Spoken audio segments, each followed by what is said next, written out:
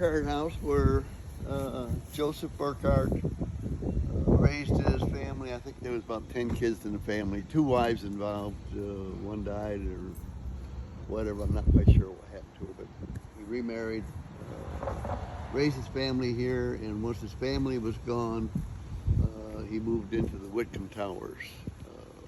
Took a suite up on the 6th floor, and that's where he lived until he died. I have never been in this house. I don't know if any of my brothers or sisters, Joan may have been in this house, but I'm not quite sure. So Joseph was who to you? Joseph was my grandfather. Okay, so he was dad to He was dad to my father. Harold and who else? Harold and Helen and Leona. And then there was some brothers. Can't think of one brother's name. And then that was by the second wife, and the first wife, there were 3 or 4. The only one I knew was May, Aunt May. They were distant from the rest of the 2 families. The 2 groupings didn't really get along together. One was better class than the other. The second group, the group my father belonged to, were useless.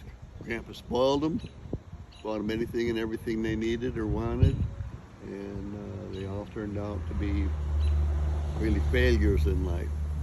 The first group turned in to be successful people. And alcohol was involved in the second group.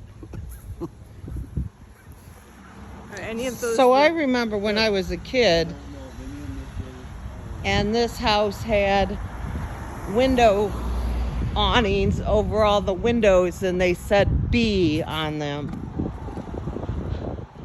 So this is quite a large house. It's on the corner of Broad and Wayne Street.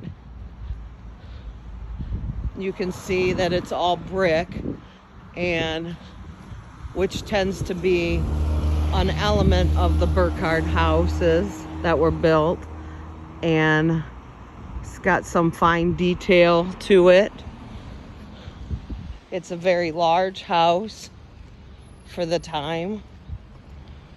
It would have been considered a house for somebody who is very affluent.